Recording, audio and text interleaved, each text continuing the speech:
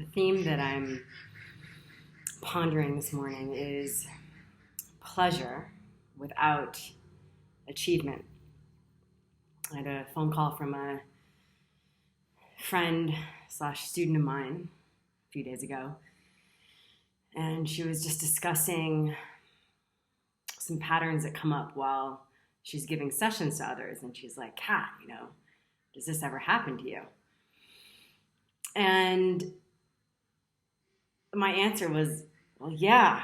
And one of the beauties of being a yoga teacher and mentoring and doing healing work is that it's an opportunity to get intimate with what patterns still drive me that prevent me from my flow, my spirit, my joy, that prevent me from being me.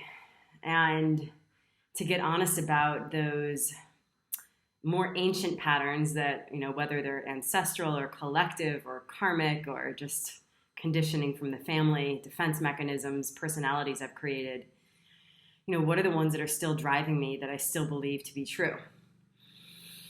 And I'm old enough where I lived without internet, thank fucking God. Although I do appreciate that I can communicate here globally. But that in the advent of social media, there's that hook of, I know my value because people like me and I'm popular. That really has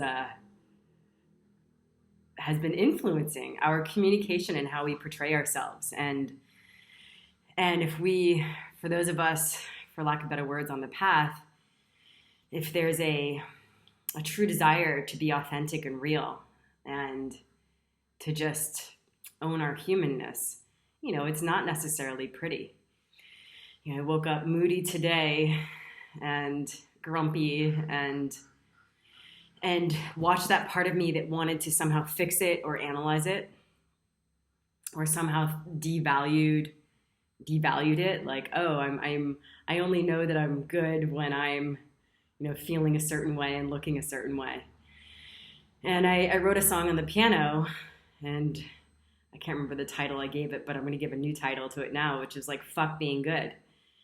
So I think that, especially for women, I'll say for men, but it's a little bit easier for me to speak about women because that's how I grew up this lifetime as a woman, is that, we've been taught to be good. And I consider all the ways I've wasted energy of, all the ways I can remove my hair and to look pretty, have my skin a certain way, and have my hair a certain way and my body a certain way. Just side note, I just got in from a run. I can't tell you the last time I washed my hair. I almost put on my favorite hat, but I was like, no, here I am, world. And I've been studying the people I really respect who are both dead, passed on, and old. And there's not a lot of efforting in the external in the same way.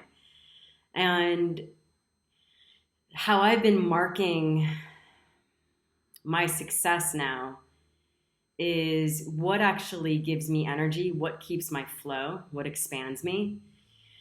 And then to get honest about what contracts me and what drains me, which seems so obvious and simple. And it becomes fascinating to notice where energy still gets lost in pleasing the other or the external. And I've made a rule for myself, as many rules as I actually don't have. That's one of my rules, is that, for example, I won't make myself do some sort of teaching or practice online or in person if it's not really coming from my center or my core. I'm not going to do it because I think that's the formula of what we do. And it's really just stepping outside of these formulas that are coming from the mind and not coming from the self. I always have these, like the past month, I've had a lot of students being like, Kat, how do I know what my soul purpose is? And I thought about how I got into anything that I did that actually means something to me and that I stay with. And none of it was because I thought it was a good idea. Quite honestly, I never wanted to do healing work. I rolled my eyes. I was very resistant. I wanted to be a doctor or an engineer or just go live in the wild. But healing work, I don't know, like there was no money in it, and people were weird that did it. And, I do have a pragmatic side to me. But with all the things that I saw and felt, it was the only avenue where things could start to make sense. And it was something that came easily.